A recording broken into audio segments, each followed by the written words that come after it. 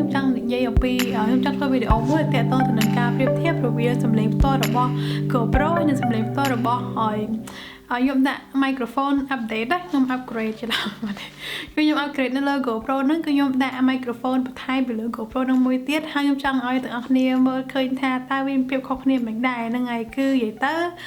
ហេតុផលដែលខ្ញុំធ្វើអញ្ចឹងឡើងដោយសារតែសំឡេងផ្ទាល់របស់ GoPro ហ្មងគឺវាអត់សូវល្អហ្នឹងហើយបើសិនជាអ្នកធ្លាប់ប្រើ GoPro គឺអ្នកដឹងហើយថាសំឡេង GoPro គឺវា color ខ្លាំងហើយវាអត់សូវព្រោះហ្នឹងហើយវាអត់សូវល្អហើយក្រុមហ៊ុន GoPro ហ្នឹងគឺគេបកស្រាយថាកាមេរ៉ាហ្នឹងគឺសំឡេងវាអត់ល្អដោយសារតែគេ build ស្ទប់បញ្ជាន់ទៀតនៅលើ microphone ហ្នឹងសម្រាប់ការពារទឹកកុំឲ្យចូលហ្នឹងហើយគឺកាមេរ៉ាហ្នឹងប្រភេទកាមេរ៉ា waterproof ចឹងទៅបានវាសំឡេង color អញ្ចឹងហើយឥឡូវហ្នឹងយើងនឹងចូលទៅមើលការប្រៀបធៀបទាំងអស់គ្នានេះគឺជាសំឡេងផ្ទាល់របស់ GoPro ហ្មងហ្នឹងគឺខ្ញុំបានដាក់ microphone ខ្ញុំទំទិញហ្នឹងណាហ្នឹងហើយគឺខ្ញុំនិយាយសំឡេងផ្ទាល់របស់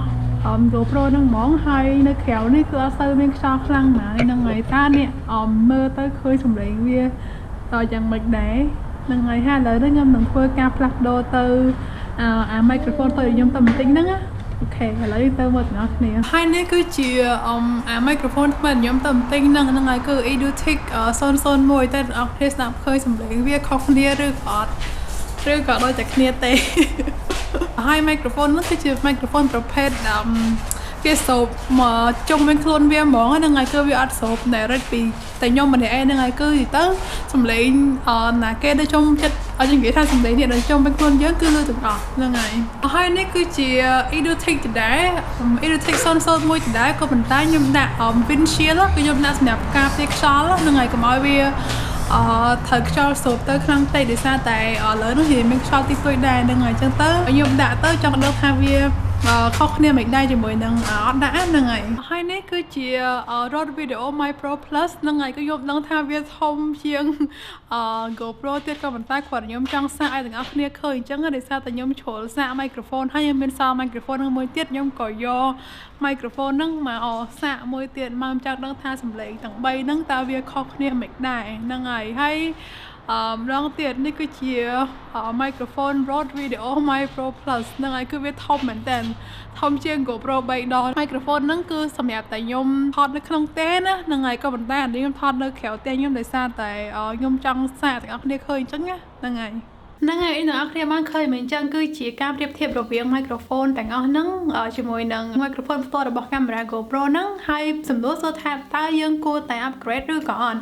ចម្លើយគឺតាក់ទងគឺវាស៊ីសងទៅលើការប្រើប្រាស់របស់យើងហ្នឹងហើយបើសិនជាយើងគ្រាន់តែយក GoPro ហ្នឹងទៅជាគ្រាន់តែជាលក្ខណៈថាថតលក្ខណៈ action ណាហើយយើងអត់ត្រូវការសំឡេងទេ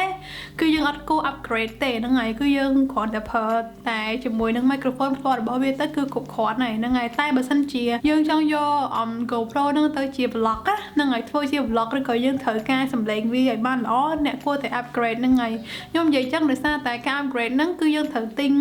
accessory មកបន្ថែមហ្នឹងហើយគឺជាពិសេស adapter យើងត្រូវទិញហ្នឹងខ្ញុំចង់និយាយមួយទៀតគឺ GoPro គឺគាត់លក់ adapter ហ្នឹងរៀងថ្លៃហ្នឹងហើយគឺខ្ញុំបានធ្វើវីដេអូមួយទាក់ទងទៅនឹងការ unboxing adapter ហ្នឹងហើយគឺវាលក់លក្ខណៈថាតម្លៃ GoPro ហ្មងគឺអត់សូវថ្លៃហ្នឹងហើយវាលក់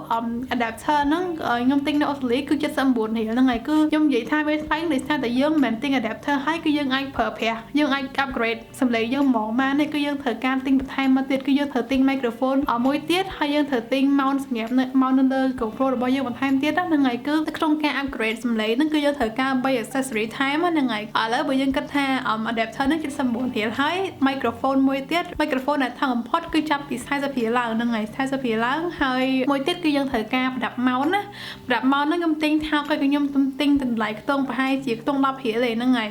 អាហ្នឹងអ្នកនរគ្នាបូកចូលមើលវាឡើង hang on man 79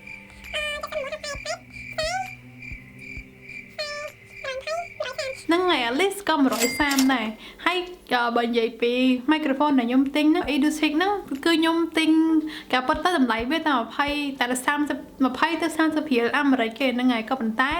ដល់ពេលខ្ញុំទិញយកមកអូស្ត្រាលីគឺខ្ញុំទិញតាម Amazon អាមេរិកអញ្ចឹងទៅត្រូវ ship មកទៀតគឺតម្លៃវាចូលទៅដល់65រៀលដូចជាខ្ទង់65រៀលអូស្ត្រាលីហ្នឹងហើយអញ្ចឹងទៅគឺឡើង65 79ហើយនឹងមក10រៀលទៀតអ្នកគ្នាគិតមើលថាវាប្រហែលហ្នឹងហើយគឺវាត្រូវអ ឡើងចង់ពាក់កណ្ដាល GoPro គៀបពាក់កណ្ដាលចង់និយាយថាតម្លៃវាគឺអស់ខ្ទង់ស្មើនឹងពាក់កណ្ដាលកាមេរ៉ាហ្នឹងហើយគាត់និយាយចង់ upgrade ទេណាហ្នឹងហើយអញ្ចឹងទៅបើសិនជាអ្នកត្រូវការ vlog អ្នកគួរតែ upgrade ក៏ប៉ុន្តែបើសិនជាអ្នកអត់ត្រូវការ vlog ទេគ្រាន់តែយកវាទៅជា action ថតលក្ខណៈថា action របស់យើងហ្នឹងហើយ action ផ្សេងគឺអ្នកកុំគួរ upgrade អីព្រោះអីវាអត់ត្រូវចាប់ mic ទេហ្នឹងហើយខ្ញុំអរគុណដែលបានមើលវីដេអូហ្នឹងបើសិនជាអ្នកចូលចិត្តកុំភ្លេច like ហើយនិង share ផងហើយយើងនឹងជួបគ្នានៅវីដេអូក្រោយទៀតបាយបាយ